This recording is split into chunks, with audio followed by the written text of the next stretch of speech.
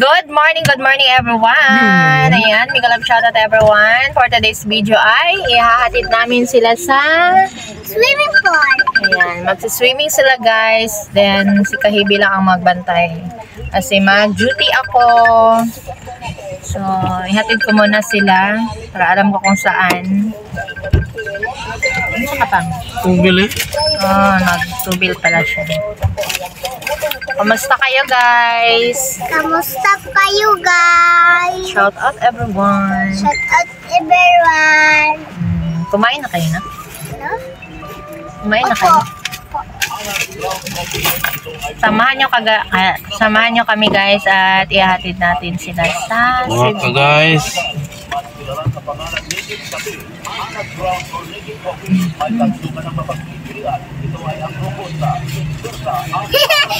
Sama na ng papa.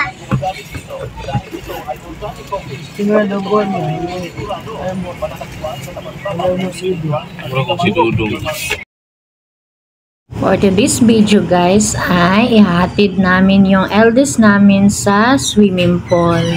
So for the first time guys ay nagmamakaawa talaga siya na magbanding kasama ang kanyang barkada with his and her classmates guys. So first time talaga namin siyang pinayagan na gumala na mag-isa, na wala kami kasi alam niyo na ang panahon ngayon guys, mas better na maging stricto tayo sa ating mga anak kung saan man sila nagpupunta dahil napaka-wild ng mga kabataan ngayon. Hindi natin alam yung nasa isip nila at saka alam niyo yung mga ganggang at saka mga basta alam niyo na. So ayun, sinabihan ko yung ama niya na kahit once lang, maranasan naman ni kuya na mag-banding with his and her friends na classmates niya. Kasi as so far guys, hindi pa talaga niya naranasan na mag-barkada. Talagang bahay, eskwela lang talaga siya. So ngayon ay pinaranas na namin sa kanya na maging mag-banding with his friends. Alam niyo naman na once na maging binata, maging bata, para naman may memories siya na kasama ang kanyang mga barkada. So ayan, napaka-stricto sa amin ni Kahibi guys. Ang napaka-stricto sa mga ganyang bagay ay siya naman.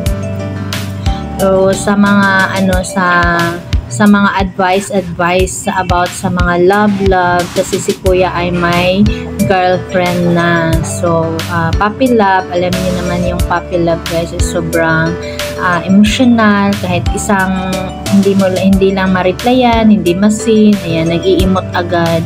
So to the rescue talaga ako sa feelings ng aking anak guys. So ako talaga yung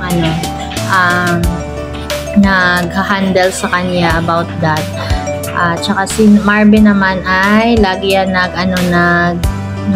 advice naman siya na wag masyadong dibdibin dahil maraming pang mga babae ganyan, alam niyo mga joke na mga advice guys. So ayan, nandito na kami sa SCC. Yan yung mga barkadas niya guys, mga classmate niya din yan. So ayan, medyo malayo kasi kaya hinatid namin si kuya at si naman yung kapatid niya si Clinton ay gusto din sumama. So ayan, at saka si Shane naman ay gusto din na maligo. So ang ginawa ko ay sumama na lang ako guys, instead naman hindi pa ako nakaligo dyan, mag-duty pa ako. So ayan, hinatid ko muna sila, pero naka-open na ako sa gasolinahan yan guys. And then ayan na sila. Ayan yung mukha ni kuya. Tignan nyo kung nagbit-bit og mga sanina. Hindi kasi ako inano lang nila ako doon sa gasolinahan guys. And then di ko alam na ayan, wala silang dalang bag. Pero si kuya namili siya ng mga karne at saka ulam nila. Magsupa-supa doon. So ayan, ang ginawa ko kay Shane ay pinaligo ko muna siya ng mga 10 minutes. 10 minutes lang talaga yan guys. 10 minutes na pinapaligo ko sa kanya. And then, mabuti naman at pumayag kasi sinabihan ko siya na pupunta pa kami ng birthday ng kanyang BFF. So, ayun, pumayag.